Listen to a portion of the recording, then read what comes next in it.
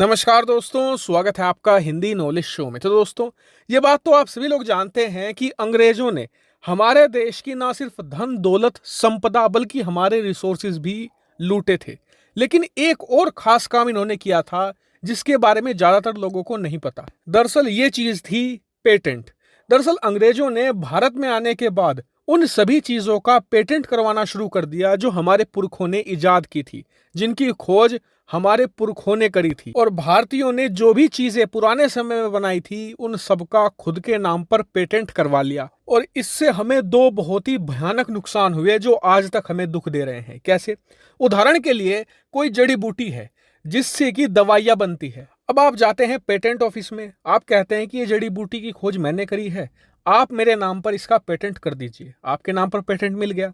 अब होगा ये कि दुनिया भर में कोई भी बड़ी दवाई कंपनी हो, वो बिना आपकी मर्जी के उस जड़ी बूटी का इस्तेमाल करके दवाइयां तैयार नहीं कर सकती। इसके लिए वो आपसे परमिशन लेगी और बदले में आपको ढेर सारे पैसे भी देगी। तो ऐसे में हमारे लोगों को पैसे का भी नुकसान हुआ, क्योंकि आप सोचिए अब से 50-60 साल पहले तक कितनी ज्यादा दवाइयों का और दूसरी चीजों का हम इस्तेमाल करते थे जिनका हमने पेटेंट नहीं करवाया। अंग्रेजों ने पेटेंट करवाया और दुनिया भर में भारी मात्रा में बना बनाकर उन्हें बेचा गया।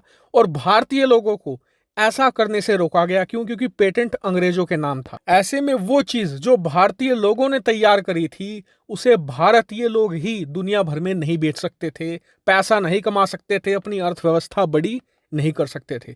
तो इसका बहुत ही गहरा इंपैक्ट पड़ा भारतीय अर्थव्यवस्था पर। दूसरा नुकसान हुआ मान सम्मान का। अंग्रेजों ने भारत के अंदर ढेर सारी ऐसी चीजें थी, उन्हें लेकर उनका पेटेंट करवा लिया और दुनिया के सामने ये प्रचार किया कि इन्होंने ही उस चीज को बनाया है। ऐसे में अंग्रेज वैज्ञानिकों को खूब महान माना गया और हमारे लोगों को जो रिस्पेक्ट मिलनी चाहिए थी वो भी नहीं मिल सकी। और मुसीबत यह है कि अब तक यही प्रथा चलती आ रही थी।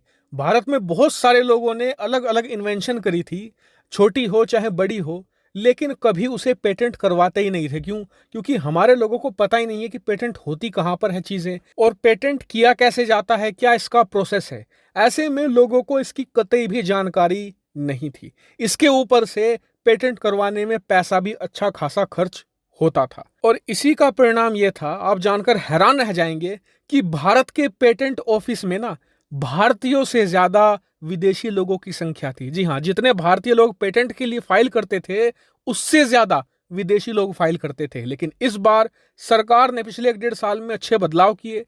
जो पेटेंट करवाने की फीस थी उसमें 60% की कटौती कर दी और 20% पैसा वापस भी मिलने लगा लोगों को। इतना ही नहीं, जो टाइम लगता था उसमें भी 50% की कटौती कर दी और सारा सिस्टम ऑनलाइन कर दिया। और इसी का फायदा ये मिला है, स्क्रीन पर आप देखिए, भारत ने 11 साल का रिकॉर्ड तोड़ते हुए पहली बार ऐसा हो रहा है कि भारत के अंदर भारतीय पेटेंट ऑफिस में विदेशियों से ज्यादा भारतीय लोगों ने पेटेंट के लिए अप्लाई किया है। और आंकड़ा यह है कि भारत के पेटेंट ऑफिस में जनवरी से लेकर मार्च के बीच में कुल 19,796 पेटेंट फाइल किए गए। इनमें से 9,090 विदेशी थे और 10,706 भारतीय पेटेंट थे। और बताया जा रहा है कि यह आंकड़ा तेजी से बढ़ रहा है।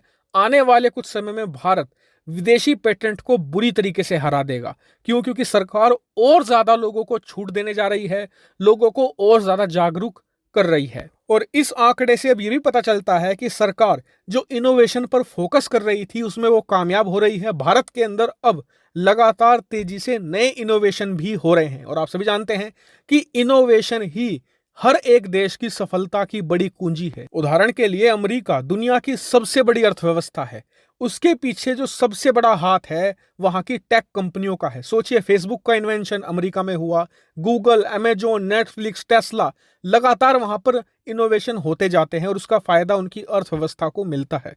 भारत में भी तेजी से इनोवेशन हो रहे हैं और इसका फायदा भविष्य में हमें जरूर मिलेगा।